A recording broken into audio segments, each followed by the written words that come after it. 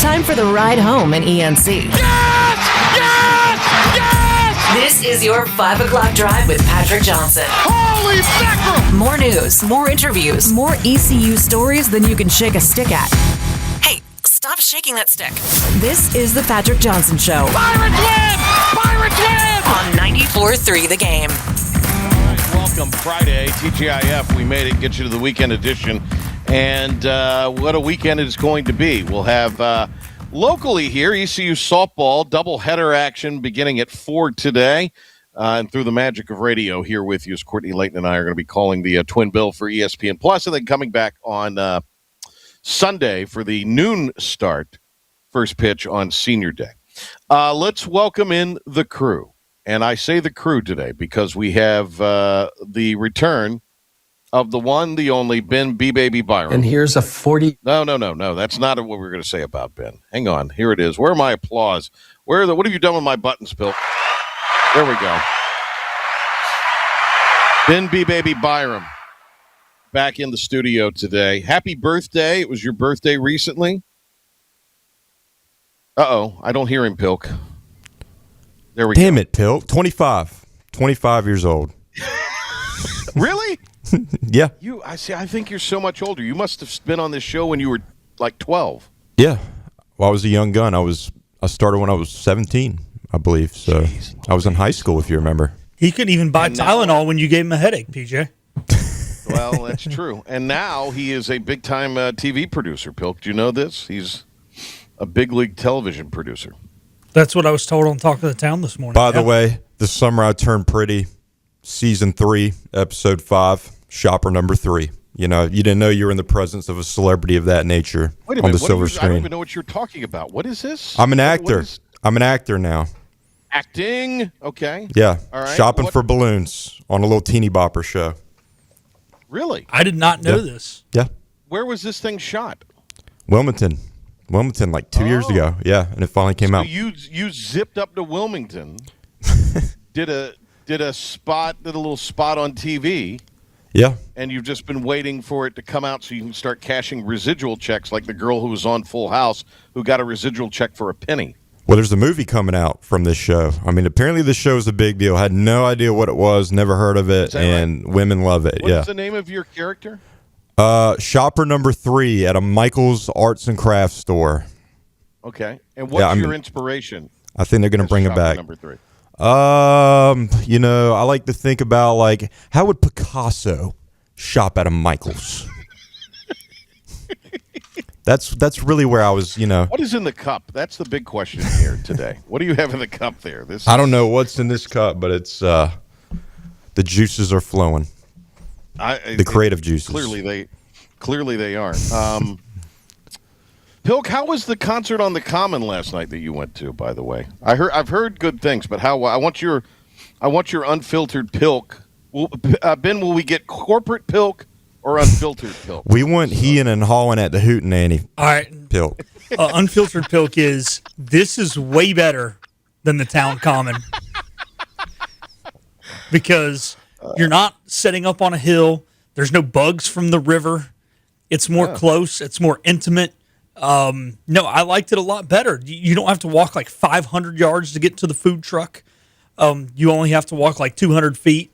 It was great. As always, our guy Craig Willard worked the crowd perfectly. He had a dance line going all the way around the thing where they were playing Love Train, and they had everybody getting a love train, hands on each other's shoulders and dancing around. Man, it was awesome. You know, Craig always works the crowd amazingly. You know, he finished with God Bless the USA, as he always does. Man, it was awesome. It was a great concert. My only complaint, you wanted unfiltered Pilk. The Celtics were playing at 8, and the concert was supposed to end at 8, and it ended at 8:20. And me and Mark Miller, like, looking at our watches, like, man, Celtics-Sixers game's on. So that if you want unfiltered, that's the truth. I had a great time other than running long. Miller's happy this morning. Because, yeah, I've already talked to Miller. By the way, see me in July when on that turf there. You're going to this concert on the Common. See how lovely it is then. They don't have the rubber pellets in it, so I don't think it's going to be too bad. It's not going to radiate the heat like normal turf does. There's no cover there. Plenty of heat will be radiated. There was a love train going on at this thing. Yeah, buddy. It's a family-friendly event. I don't know about that. Seems sus. Ben, you are a big fan of the Top 5 at 5 segment. Are you going to participate in that today with us? Absolutely. All right, I am honored. Top 5 at 5. These are the top 5 stories that we like to talk about here. 5 o'clock on the Patrick Johnson Show. Hit it. This may very well be our last mission. Let's make it count. This is the Patrick Johnson Show on 94.3 The Game. It's impossible. Now some stories you may have heard You ready? or catch it for the first time. This is your 5 at 5 with the P-Man.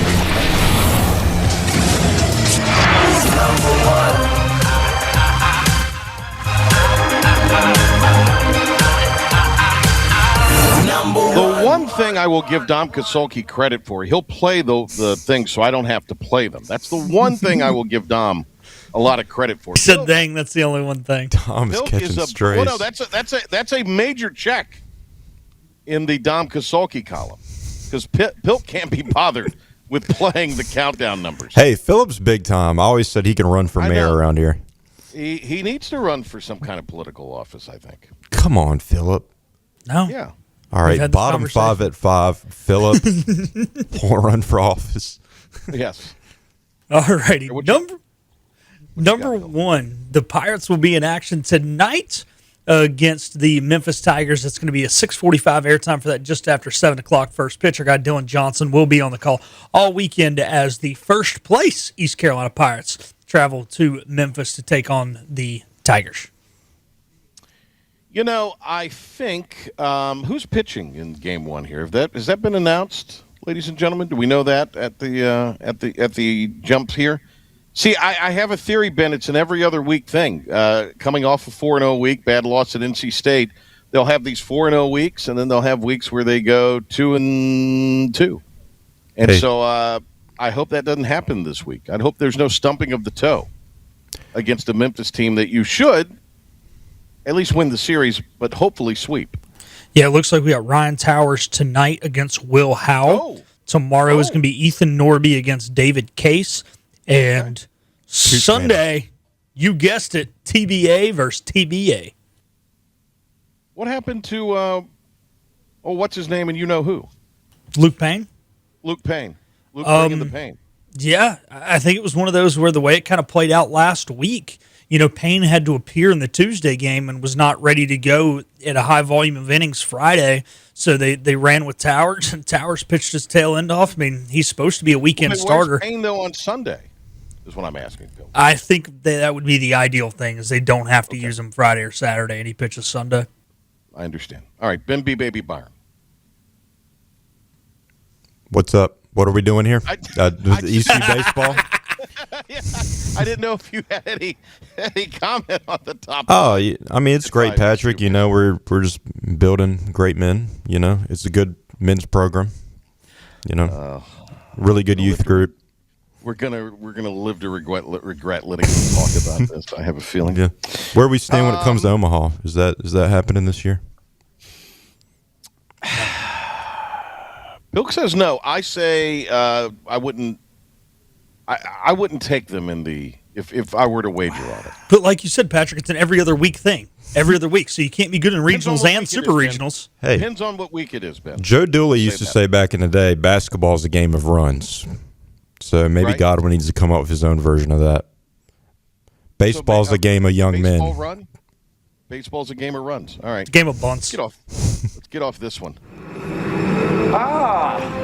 Number 2. By the way, let the record show it was not me saying all of those things. It was Pilkington and Ben B. Baby. Yep. That was Ben. What you talking about? Don't text me while I'm on television, please. All right. Pirate lacrosse fell in the conference tournament last night, 9-7 to JMU. So their season unfortunately comes to an end. They fought hard. They had to win their last regular season game against Charlotte in order to make the tournament. They did. However, it comes to an end. Also, Pirates softball, as PJ mentioned, in action as we speak right now against our Miss Fantastic and the UTSA Roadrunners. Gosh, I can't believe you guys got to deal with her all weekend. I have a story for you on that in a minute. By the way, JMU now 0-5. are the Pirates against JMU in women's lacrosse. They cannot beat the Dukes. So yesterday we had our call with Van Studerman, who is the coach of UTSA softball. And it was a Zoom. She had just gotten off a plane, so she had her phone up and was doing the Zoom that way. And it was great. But she did have Pilk, fantastic. You know how you put your name in the Zoom? And Ben would put Ben or B-Baby, and you'd put Phillip or Pilkington, and I'd put my name. She put fantastic. And I did ask her. I didn't even think. I said, hey, Coach, how you doing? And she told me she was fantastic. You should have known what you were getting. I don't know. I forgot. I was just being polite. And what a we're going to get it all weekend. And then she weird stopped lady. someone in the airport that she knew or she recognized and gave him her resume during the course of the Dang, so is she getting canned after the season? What? She's No. No. She was like a celebrity of some kind. Oh. In the Atlanta airport. Ben, you've been through the Atlanta airport, I'm sure. Oh, it's horrible. It's I the hate worst that airport. airport like in the country. It's the worst airport in the world. There's a reason it's the busiest airport in the world. It sucks. And then if there's an issue with their plane, they're going to put you at 17 different gates, and you're going to have to play musical chairs with gates in order to figure out where you're supposed to go next. It's great for terrible. networking. World Steps in traveler that Philip Pilkington. Last time I flew through Atlanta, it was very smooth. It's probably one of the smoothest transitions through Atlanta I've ever had. Well, hey, we don't have the private jets that you can smoke the cigars in with the, the shag carpeting and. It's a good point. By the way, Pilk, I thought you were going to bring up Pirates and the Pros during the number one thing. Oh, we were supposed to do that, weren't we? We did change that to part of number one. All right, well. Come on, Pilk. Pirates and the Pros. Just building off that, it was a good week in the pros for the Pirates. Trey Savage came back to the bump through 5 1/3 scoreless against the Boston Red Sox, got the win in that. Also, Gavin Williams, 7 2/3 on Wednesday against the Rays. He did let up a run. It was unearned. He got the win in that contest. And it was Alec Burleson last night, 3 for 5 with 3 RBI against Paul Skeens. And the Pirates, they got the 10-5 win in that contest. Biggest disappointment in baseball so far? Is it your Red Sox? Is it Ben's Mets? It's the Mets. I'm going to say Phillies. my Cubs are a little bit of a disappointment. Yeah, the Cubs for sure. I could see that as well. A lot of young talent, a couple all-stars or all-star caliber guys not getting it done. I realize they won 10 in a row, but I mean, it's not. Well, it's April. What's that matter? Well, Patrick, What does it matter? the Mets have lost 17 of their last 20. So, with the payroll they got on that roster, that's kind of hard to compete with. Dude, between Mark Miller's Phillies being part of that group too, like the IBX media train here, because obviously Dom is a Sox fan like me. The Cardinals we knew were going to be bad, but gosh, it's rough. 3.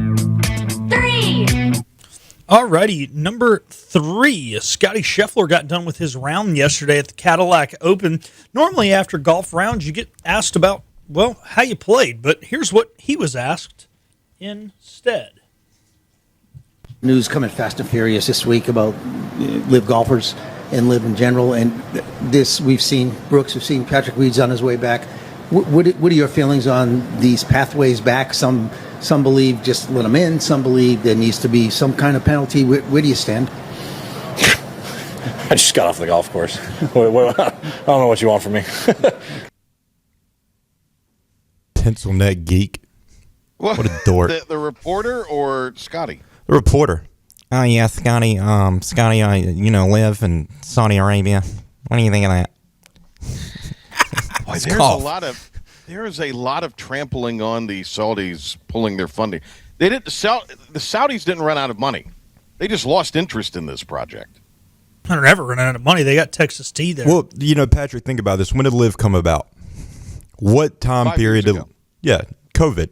When we had no sports, and that golf was kind of one of those big things going around that time. And now it's like all the sports are going. All the sports we couldn't get, they're widely popular and huge on a normal day-to-day basis are back. Golf is not the biggest thing going anymore. So they lost interest. I heard they're trying to get into football now. So the Saudis, really? Yes, yeah. I mean I think that story's like a year or so old, but okay.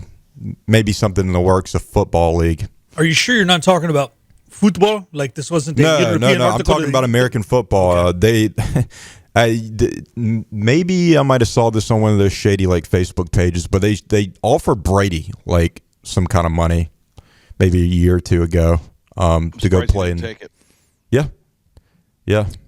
What do you think of WrestleMania going to Saudi Arabia, Ben B. Baby Byram, next year? Well, I would say that the Royal Rumble this year in Saudi Arabia was hands down one of the worst I've ever seen. So, that's going to be great. I remember the greatest Royal Rumble. They hired the story goes that they really liked Yokozuna and they didn't realize that Yokozuna died.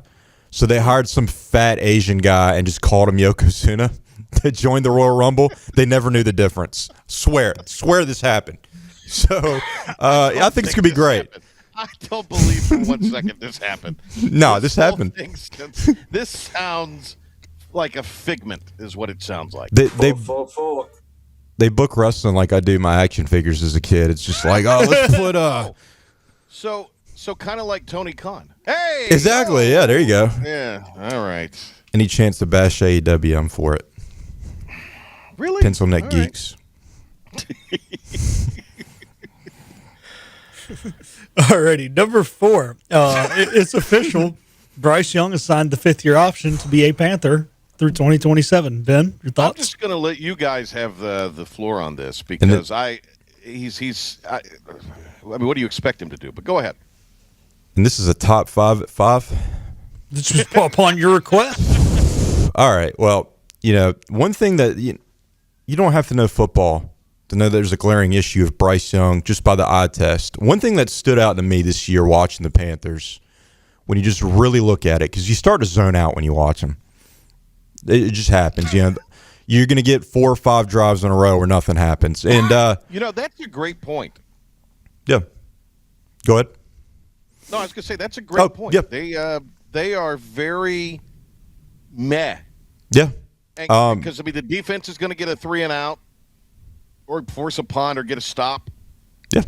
All right. I'm sorry. Go ahead. Yeah. Well, just the one glaring issue is Bryce Young is really, really small, and I'm not saying anything that hasn't been said before or anything groundbreaking, but it is jarring looking at him on a TV screen.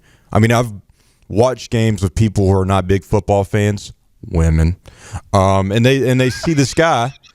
And they're just like, what is this little 12-year-old doing on the football field? Like, he looks like it's jarring how small he looks on a television screen. And my dad, me and him were talking about this the other day, and he brought up a great point. The little things are such a struggle for him. Something as small as catching. Too little. Yeah, exactly. Yeah. Something as simple and as routine for any other quarterback, like catching a snap from the center, is a big event for Bryce Young. And that's a problem. The Munchkins. That's perfect. Yeah, perfect way to describe him. P. Billy Bryce. Pilk, what do you think of this? I mean, picking up the 5th-year option is better than having him play decent this year, and then you've got to give him a contract. I agree. Right? So this is the safe bet. This is the conservative way of going at it. Because what happens this year if you don't have him do the 5th year and then he goes out there and goes 9-8? You can't let him walk. He's not going to sign a 1 or a 2-year deal. He's going to want to, yeah. So I think this is safe. Let him walk. By the way, guys, the trade has been finalized. You remember that the Panthers traded up to get Bryce. Yeah. Traded a whole draft to get Bryce. It's been finalized. Guys included in that trade for the Bears, Caleb Williams. Boy, would you love to have that guy right about now. Nashawn Wright, who had a really good year last year, really good corner. And Luther Burden. And DJ Moore. Yeah, and DJ Moore. And DJ Moore for a couple of years. Exactly, yeah. Hey, have you guys seen the thing where the Bears may leave the city? Yeah. And actually go to, like, northern Indiana? Indiana, yeah. It's fine if you're going to a nice place in northern Indiana, but I heard that town's more crime-ridden than Chicago, which I didn't know was possible. What happened to Arlington Heights? Like, they had this big, plan. Illinois legislature has... The mob got involved. Yeah. The taxes. Exactly. That's exactly what happened. Did they win their Got piece? involved. 5. Alrighty, number 5. Well, we'll just watch the video here. There was a cow Speaking loose. of Illinois. Yeah, speaking of Illinois, here's what was going on their campus the other day.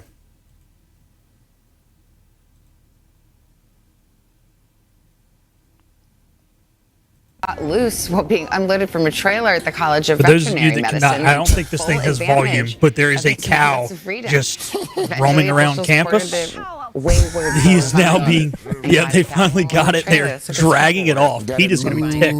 Oh, good. There's Craig and Savannah. Yeah. Yeah, courtesy of the Today Show. How about her being back after all she's been through?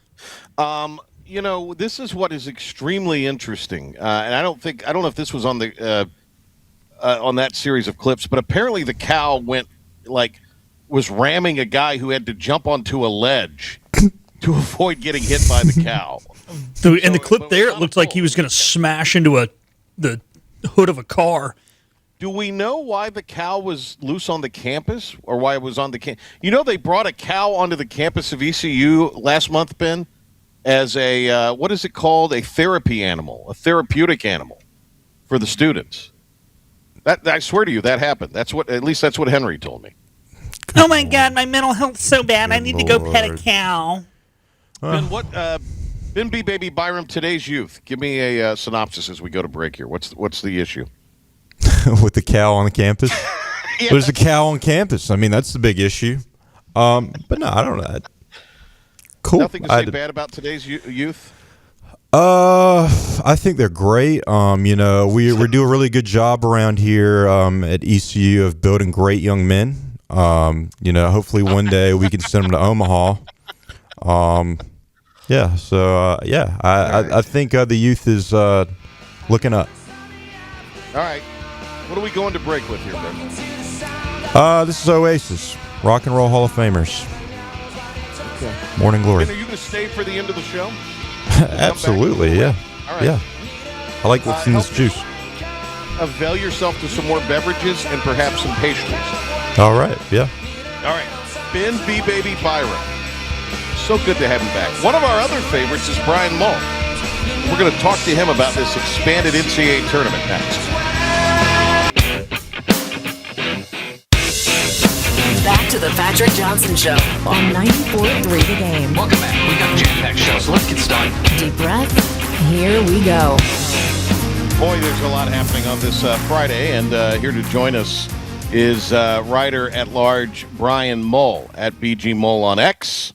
We have Brian on to talk some college hoops and some golf. We're going to get into a little bit of both today, but mainly the college decision to expand the NCAA tournament to 76 teams. Uncle Fester, the one and only Sethel, what's his name, who used to coach Virginia Tech. He thinks there's nothing wrong with this. He thinks it's fine. The expansion to and you know why? Because he would have benefited from it. Think of all of those teams at Virginia Tech that always were on the bubble, and he could never get them over the hump. He'd be in business. He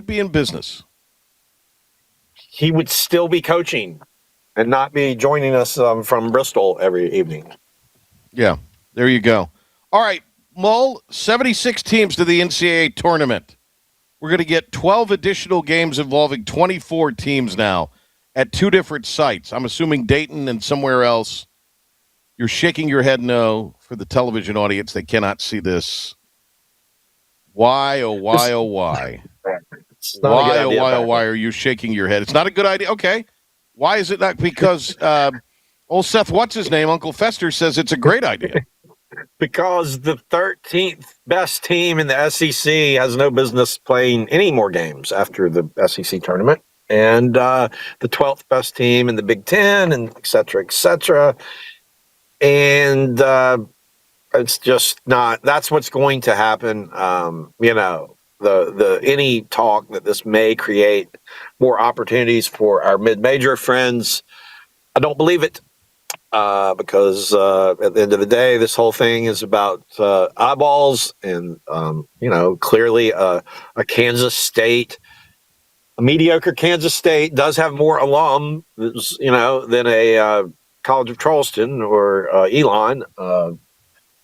But what we've already lost the fabric of the tournament because of the transfer portal and NIL with the mid majors just not being able to keep a quality team together anymore, and it's made for a pretty boring Thursday, Friday. Leave it to the NCAA and college athletics to ruin what was probably the two favorite sports days for a lot of people of the year that are now just very vanilla, and will become even more vanilla somehow. Or earlier in the week will be more vanilla now with 12 more teams participating in this tournament, or eight more, I guess it is. Here is my counter to what you're saying, and that is, despite the fact that you're right, the last 2 years, the first 2 days have seen fewer upsets and fewer Cinderella stories, but the tournament on the whole was a ratings bonanza this year. It did very well this year. College basketball, despite all of its many problems, and there are many problems in college basketball, had the one of its highest rated seasons in many years, in fact.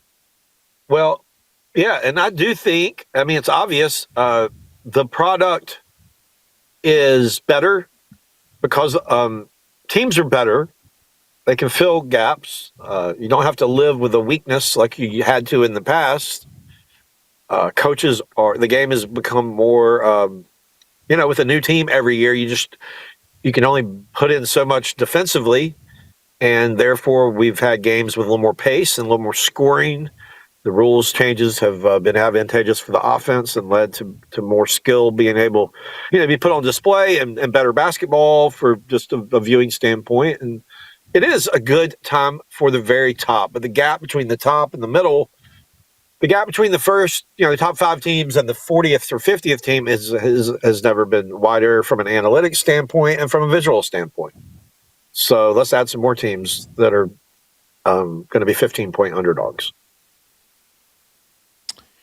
Who drove this, Brian? Where did this become, something that the NCAA acquiesced to? Who did the NCAA acquiesce to on this?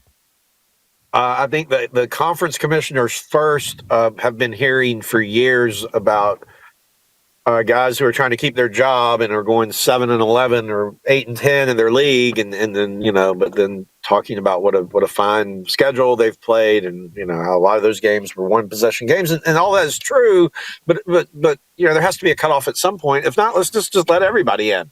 Let's just play the whole regular season, and then let's just have a 350 team tournament. And if the regular season doesn't matter at all, but we've already had teams in the last couple of years that just really had no business being in, but the analytics are stacked from where they start, and then they're protected by their schedule through where they're and the opportunities for the mid majors to upgrade their rating in the non-conference are fewer than they've ever been. I mean, they've been eliminated the home and home opportunities they used to get. They've been eliminated the holiday tournaments and opportunities they used to get. And, they should just break off. If they're going this direction, it feels like they should just break off the top 100 teams and have a tournament, and then the other division have a tournament.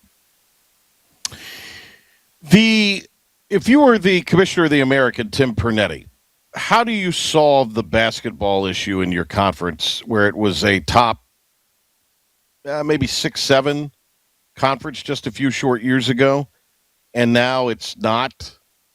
You're a one-bid league now. Now, this year, I think there was probably the automatic qualifier was probably the one who was deserving. But there's been years in the past.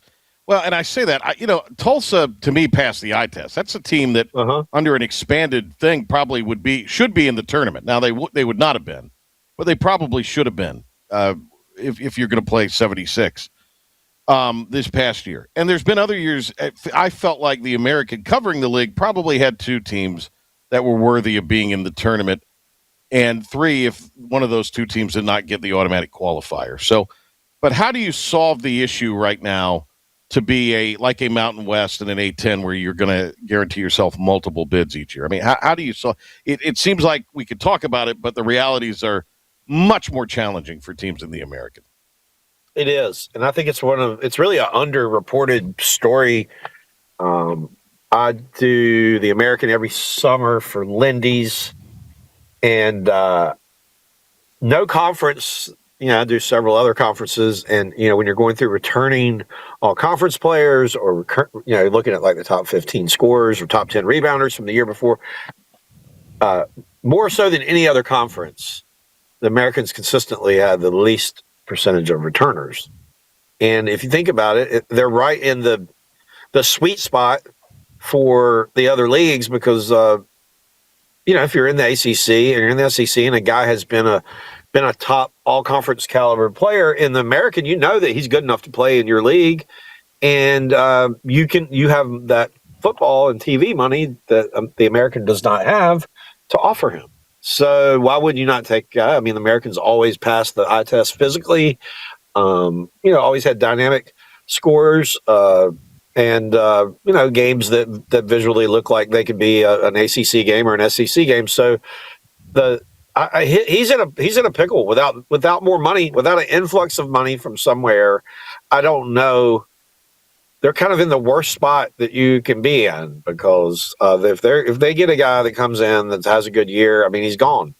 99% of the time he's gone because he's going to be offered a ridiculous amount of money. Now, he's got to hope for some market correction, really. If you're the commissioner there, you got to hope that there's just some market correction and the top end payouts start to come down because that's really where the problem is. Well, I hear what you're saying, but how do you solve the scheduling Rubicon situation? How do you give your teams better opportunities? Because there are quality players in it. We're not talking about the Big South here. We are talking about a league that it shouldn't harm P4s or P5s to play teams from the American. It shouldn't, Patrick, but they don't need to play those games anymore because they're in these leagues playing 18 to 20 games against all top 70 teams. And so they see no need to build any type of non-conference schedule. They go play one of these tournaments or one or two marquee, somewhat marquee neutral court TV games. And that's really all they need to do. You look at how many of these SEC schools that got in this year with a non-conference schedule in the 300s. Well, they knew what they were doing when they built that schedule.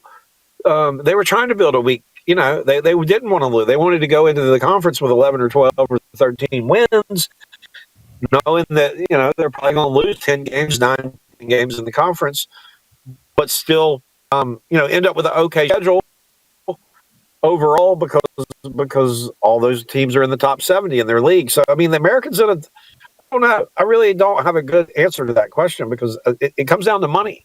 And they have division of their top players is going to be borderline impossible unless there's a huge market correction. Maybe they will get an influx of VC money like the Big 12 is getting. All right, let's leave you with this. PIF pulling their funding. It's not like the Saudis ran out of money. I think they ran out of interest. A lot of people are trampling on the grave of the Live Tour.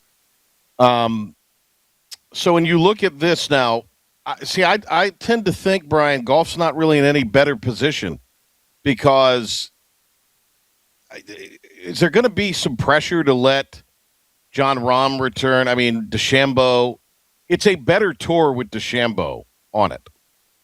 So how does all that get worked out?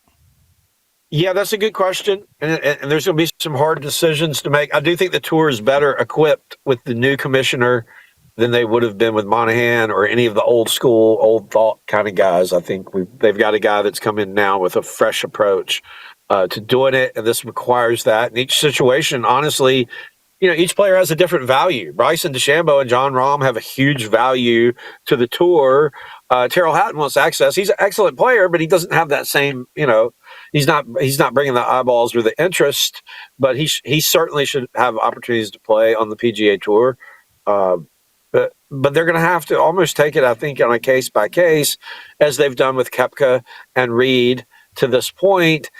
But they have to understand that this is what everybody wants. Everybody wants golf cannot survive multiple, a fractured professional system, as has been shown, and there's not enough money to make it worth its while.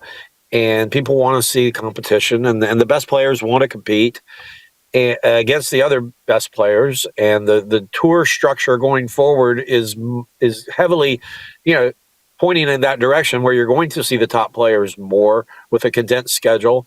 When you look at what Liv has done, I mean, it rattled the cage, and it, I think had some positive impacts for the players and their rights.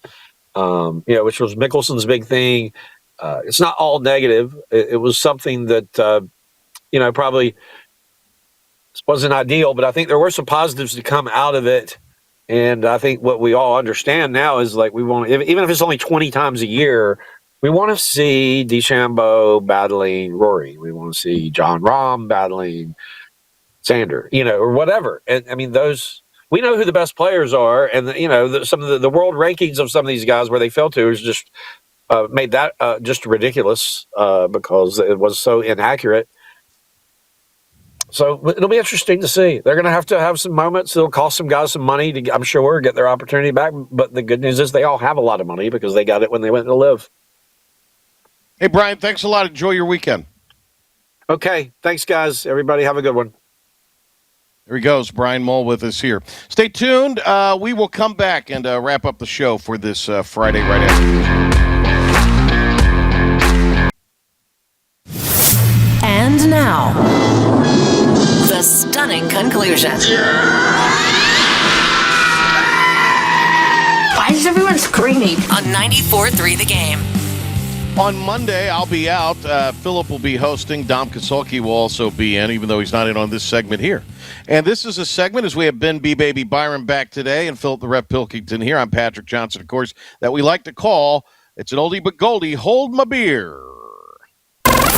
Do you have something you need to get off your chest? Get off your chest. I am not here for rage. I'm here for revenge. Did your favorite team blow another game? They are who we thought they were, and we let them off the hook. Or is there just something that's driving you crazy? I'm as mad as hell, and I'm not going to take this anymore. It's time to let it all out. You have made me very angry. Very angry indeed. With another edition of Hold My Beer. Hold my beer. I'm not going to play the whole story here, but this is from WECT TV, and I'm going to go first. Hold My Beer, they are putting up roundabouts. You all are familiar with roundabouts. They're very popular ways to mitigate traffic in the world of transportation in North Carolina. Ben, are there roundabouts in Savannah? Yeah, they'll put them up for no reason. Okay. Just to have them, and no one knows how to use them. See them. There's some in Pitt County. You'll see them on country roads. I remember when they put them in Raleigh, and I was up there near NC State. It was a total disaster. Yeah. So they put a couple of years ago when they built the Surf City Bridge and took out the old swing bridge, roundabouts as a way to, on both ends of the bridge, the mainland and the island. And it is a problem on leaving the island days.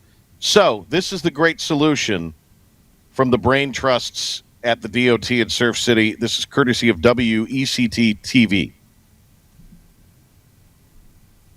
In Surf City soon, and some drivers already have concerns about it. Starting next week, the North Carolina Department of Transportation says drivers heading into town will have to stop at a temporary signal before entering that roundabout. WECT's Mackenzie Brunn spoke with drivers today and explains what has some of them concerned. A temporary traffic signal is coming to Surf City. All right. Right before. No need to hear the Mackenzie Brunn thing. She's adorable. That article, she's a lovely lady. Within the thing, and I don't know if you could tick ahead to this, there's a woman she interviews who claims that 5 hours trying to get off. This is this woman's claim that she's driving in circles in traffic. She keeps driving in circles around the roundabout. How does this work? Maybe that's what it was. Why is the switch not working? I can't skip it. I just tried to skip ahead and it just cut immediately to the thing. So if I click this video, you know what that reminds me of? Remember in European Vacation? Hey kids, look, Big Ben Parliament. Big Ben Parliament. Like 7 hours later, maybe she car thought still in the roundabout. Maybe she thought it's like a train where, you have to flip the switch in order to, get off to another part of the rail. In that article in that television story, claims it took her 5 hours to get off of the island because of the roundabout. She's just driving in circles around the roundabout, She got caught in the roundabout. I never thought of that. and just went in a giant circle for 5 hours. How the hell does this work? So, Patrick, they're saying this temporary signal. How hard? I don't understand this. The issue isn't the roundabouts. The issue is the people who don't know how to use them. Did you not learn roundabouts in driver's ed? We did. And I can't imagine that this is going to work well. This will actually make things worse. Well, there's no way it will not make things worse. Patrick, we have a hard enough time around here with four-way stops. That's a good point. So, roundabout, you throw a circle into the equation. That's why they did it, because people can't do four-way stops. They thought, this will help. You're in, you go, you're the guy entering, you yield. How hard can it freaking be? I can't imagine that this pretty hard, woman Philip. Had time to do this news story, but she got out of the circle of hell that she was in for 5 hours, driving around and around trying to leave the island. Sorry. I was just saying, maybe she was embarrassed. You know those hotel lobbies that have the revolving doors? Maybe no. I got in one for the first time the other day, and I was embarrassed, but I was having fun. I was just going in circles in that thing for like a minute. Maybe she was doing that and got a little carried away. Did you throw up like Elf, where he goes around? Not quite. Yeah, but I did get caught in it with some random dude, and that wasn't a lot of fun. Oh, that's yeah. It's like, get this weirdo out of here. Scary. This is my space. All right, Pilk, what you got? All right, hold my beer. Do you want to win playoff series, Celtics? Do you just think Philadelphia is just going to hand you the damn game? I mean, you at least got to act like you want to be there. And also, Joe Mazzulla, if a guy's having a bad night, don't play him 25 minutes. There are young guys on this roster who've played really good down the stretch, but, we don't want to put them in playoff games. They're young guys. No, you still have an older core. It's fine. Play whoever has the hot hands. If Sam Hauser's not hitting threes, he's a liability on the court. He doesn't need to play 25 minutes a game. There's no reason you should be in Game 7 with the stupid 76ers. This is terrible. Now, I was going to have plans to hang out with friends Saturday night. Well, now I've got to cancel this to watch Game 7 because this team shouldn't be in Game 7. You're the Celtics. You're the best team in the East. You shouldn't have any issues till you get to the NBA Finals. That shouldn't be an issue anyways because whoever wins the West is going to thump you. But now you might not even get there because you might not get out of the first round. You might not beat the damn Sixers. I mean, this team ticks me off, man. It's ridiculous. You and Miller got a bet? No, thank God we don't. Well, he thought, no way they win the series. I thought no way they win the series. Game 7. I'm talking on Game 7. You ought to do I don't know. Make it interesting. Well, yeah, I guess we should. No, we can bet like a beer or something. Like bunch of degenerates. I mean, his birthday's Monday, so if the Sixers win, maybe I take him out for birthday dinner, and if the Celtics win, then I don't have to take him out for a birthday dinner or something. I don't know. Weak sauce, Pilk. You got to come up with something that embarrasses both of you. Oh, okay. Okay, he's got to dye his. Well, he doesn't have hair. Dye his beard green, or you have to dye your hair red, white, and blue. There you go. 4th of July's coming up, a couple months, so you can pull it off. There we go. America 250, baby. America pretty low risk. All right, Ben, what you got? Why is gas so expensive? No, I'm sure that one's been said a few times, right? No, I'm gonna go the Carolina Panthers in the fact we continue to have to build around a noodle arm dwarf who is not talented and athletic.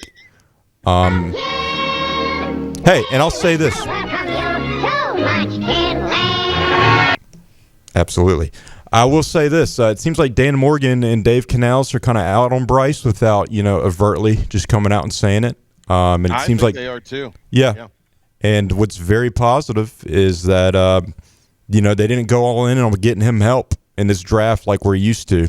They went in on defense and like the trenches. They're looking towards the future. And all I'm going to say is when there's smoke, there's fire. And right now, we're in a drought. So Bryce is on his way out. That 5th year, there's no way, no chance in hell that he comes back. And if he does, you can go in and relocate the team to London. They can become the silly nannies. You can just call it. I want nothing to do with them. So do you think he's going to be on the roster next year, Ben? We know that. Do you think they draft a guy in the first round next year? It's supposed to be a pretty heavy class and have that guy come in and battle Bryce out in the 2027 preseason? I mean, I guess it depends on where you're at and what you're looking at. But look, I will say this. I think there's a little bit more to the Haynes King signing than meets the eye. I think that guy potentially can play at least 2 games this year. And I'm like, oh, what is he talking about? 2 games? That doesn't mean nothing. But I'm pretty high on him. And Kenny Pickett, who's known as a huge draft bust, on his worst day is not as bad as Bryce on an average day. He did throw for only 60-some yards against the Seahawks, and I walked out of the stadium trying to get a Bryce sucks chant going, and some dude tried to fight me. He was like hammered drunk. Yeah. He was wearing one of those neck gaiters, and my sister, who is a Bryce believer, stuck up for me, and she's like, wow, you're a big man talking behind that mask. We can't even see who you are. Kind of an interesting retrospective here. It popped up on my Facebook. 5 years ago on Tuesday, me and Patrick did a segment with the Panthers, coming off the draft. We had just gotten Sam Darnold. Wow. Think about, what has happened and all the things that have happened within 5 years with Sam Darnold and this franchise, and we still are trying to figure out the quarterback problem. And then we were already well into a deep quarterback issue. I mean, we were about 3 years into trying to figure it out, 3-4 years into figuring out what we should do at quarterback. So for the better part of 10 years, the Panthers have been trying to figure out the quarterback issue, and they've been trying to gaslight these Panther fans into thinking that Bryce is really the guy when, none of it, a real one doesn't believe them. They don't even really believe what they're saying. I think it's fascinating, and you brought up a good point, that Canales and Morgan seem to be indicating, all right, we're moving on. Yeah. And that goes directly, because it's the owner who pushed this ridiculous notion through that he could play at the NFL level as a franchise quarterback. Think what Frank Reich was saying pre-draft at the time. Who did he want? Yeah. He did not want Bryce. He said the 2 other names besides Bryce. But Tepper's been hands-off. I'll give him that. The first season where he's like, I'm going to be hands-off, we saw some success and some positive signs, trending in the right direction. Maybe the next move is we move on from Bryce, Maybe. I do remember when we signed Sam Darnold, though, Casey was all ticked off, and I was like, hey, man, maybe this guy just needs a better shot than the Jets. Well, he's got the worst takes of all time. Casey's a terrible Hey, man, I brought up Jim Plunkett was bad with the Patriots, that Steve Young had a bad record with the Bucs, and, hey, look, both those guys went on to win Super Bowls. Guess what Sam Darnold just won? Super Bowl. Hey, Ben, great to see you, buddy. Great to be back. I'm home. All right, the great Ben B. Baby Byram. Thanks to him. Thanks to Brian Mull, Philip Pilkington, Dom Kasulki, wherever you are.